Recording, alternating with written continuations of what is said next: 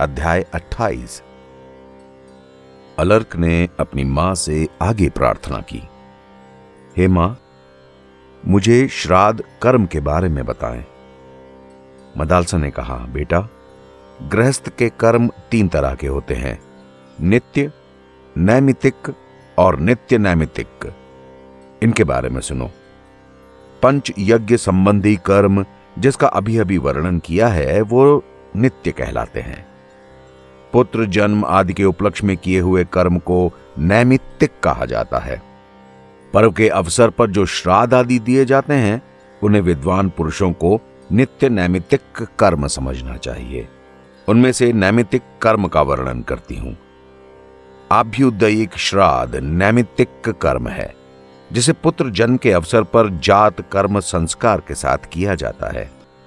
विवाह में जिस क्रम से वो बताया गया है उसी तरह से उसका अनुष्ठान ठीक होता है।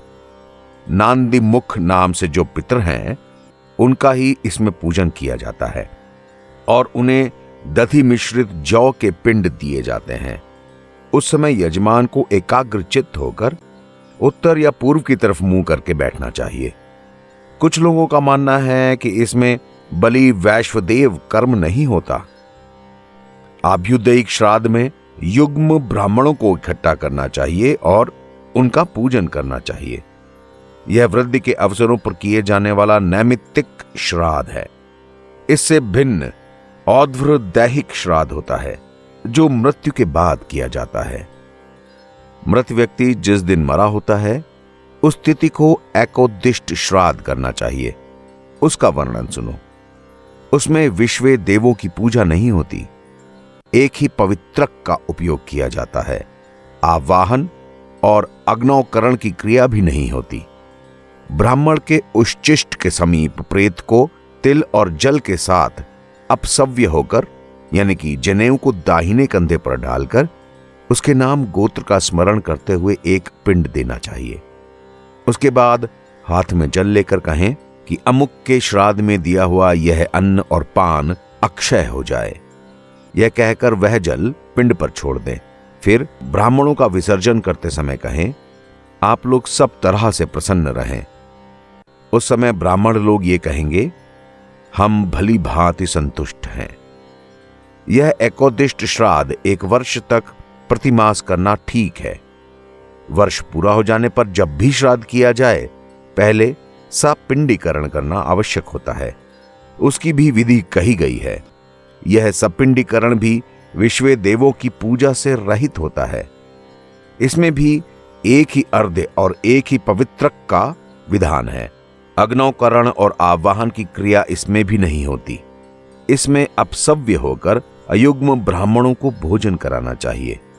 इसमें जो विशेष क्रिया है उसे बताती हूं। इसमें तिल, चंदन और जल से युक्त 4 पात्र होते हैं। उनमें से 3 तो पितरों के लिए और 1 प्रेत के लिए होता है। प्रेत के पात्र और अर्घ्य को लेकर मंत्रों का जाप करते हुए पितरों के 3 पात्रों को सींचना चाहिए। शेष कार्य पूर्ववत करें। स्त्रियों के लिए भी ऐसे ही एकोद्दिष्ट का विधान है। यदि पुत्र ना हो तो स्त्रियों का सपिंडीकरण नहीं होता।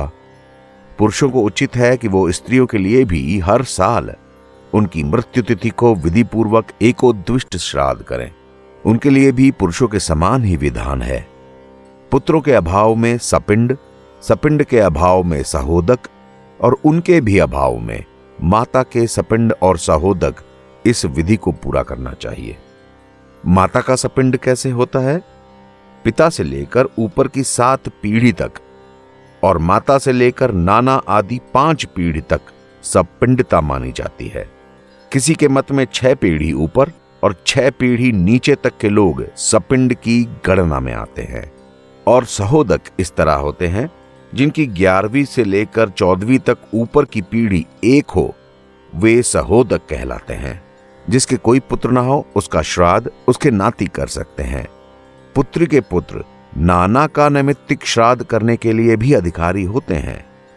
वो पुत्र जो एक से ही उत्पन्न हुआ हो और दूसरे के द्वारा दत्तक के रूप में ग्रहण किया गया हो और दोनों पिता उसको अपना बेटा मानते हों, ऐसा पुत्र दव्या मुष्यायण कहलाता है।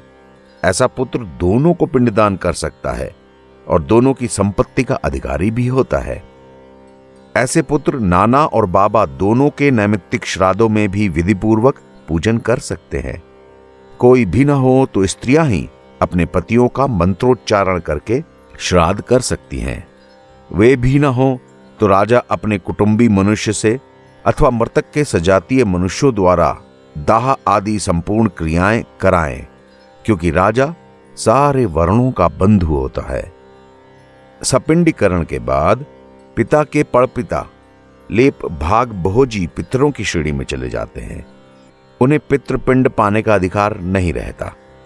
उनसे आरंभ करके 4 पीढ़ी ऊपर के पितृ, जो अब तक पुत्र के लोभ भाग का अन्न ग्रहण करते थे, उसके संबंध में रहित हो जाते हैं। अब उनको लेप भोग का अन्न पाने का अधिकार नहीं रहता। वे संबंधहीन अन्न का उपभोग करते हैं।